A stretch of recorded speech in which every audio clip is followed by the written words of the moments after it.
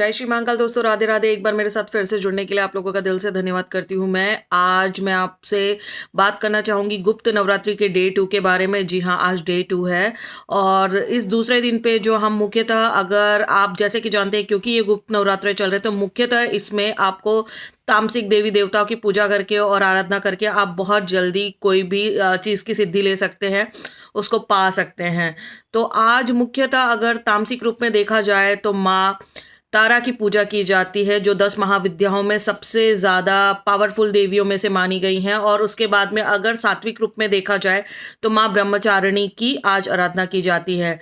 सबसे पहले माँ तारा की जो पूजा थी वो हमारे गुरु वशिष्ठ जी ने की थी और उसके बाद में उनको जागृत करके उन्होंने बहुत कुछ पाया। तो मूलतः जो तारा देवी होती हैं, माँ तारा होती हैं, वो बहुत अच्छी होती, सुख ऐश्वर्य वैभव की देवी होती है। तो आप अगर अपनी ज़िंदगी में इस तरह की कोई भी चीज़ को लाना चाहते हैं तो 10 महाविद्याओं का आप बिल्कुल आचरण करके उनको बिल्कुल अच्छे तरीके से अपने जीवन में लाके उनकी आप आराधना करके और उनकी आप साधना करके आप उनको अपने जीवन में लेके आइए।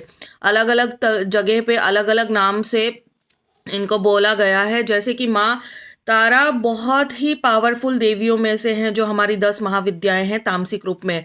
दूसरी चीज़ है, अगर जैसे आप सात्विक वे में जाना चाहते तो आप माँ ब्रह्मचारिणी को पूज सकते हैं उनकी आराधना करके। हालांकि सात्विक जो प्रोसेस होता है वो थोड़ा लॉन्ग होता है, टाइम टेकिंग होता है, लेकिन हमेशा सेफर पॉइंट ऑफ व्यू से हमेशा अच्छा होता है।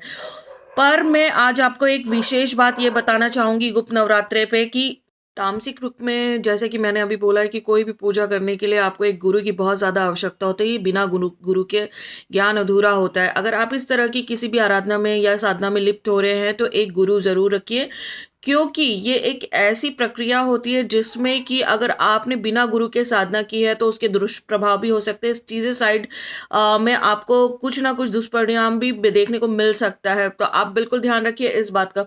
दूसरी चीज़ ये भी याद रखिए कि जैसे कोई भी आप साधना करते हैं तो आपको उसके लिए उनका जो कहा गया है, द्रोणाचार्य जी ने भी एकलव्य से उसका अंगूठा मांग लिया था। तो आपको कोई भी साधना के पहले किसी भी गुरु आपको गुरु बनाना पड़ता है और आपको उनकी दक्षिणा देना ज़रूरी है। नहीं तो आप कोई भी कार्य करते हैं उसमें सफलता नहीं मिलती है। ऑकल्ट पॉइंट ऑफ व्यू से मैं अगर आपको बताऊं, आप किसी भी तरह की कोई भी आप चीज़ें ले रहे हैं तो उसमें आप एनर्जी एक्सचेंज का जो प्रावधान है, जो दक्षिणा का प्रावधान है, वो बिल्कुल आप उसको फॉलो करिए। क्योंकि अगर आपको रेमेडी वगैरह भी बताई है तो उसमें आपको फिर रेमेडी का जो रिजल्ट है वो देखने को नहीं मिलता है।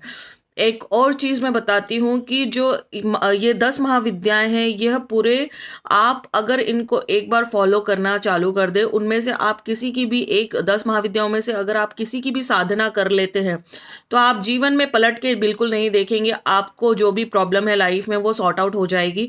तो आप इस तरह की कोई भी साधना या किसी भी चीज़ की जानकारी के लिए अगर जुड़ना चाहते हैं तो आप मुझे कॉल कर सकते हैं, मैसेज कर सकते हैं। पुराने वीडियोस में मेरे नंबर भी दिए हुए हैं, आप पुराने मेरे वीडियोस भी देख सकते हैं।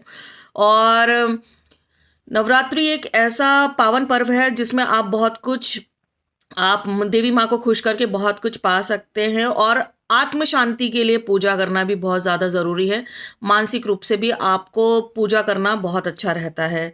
जय श्री महाकाल, राधे राधे। मेरे साथ जुड़ने के लिए बहुत बहुत धन्यवाद।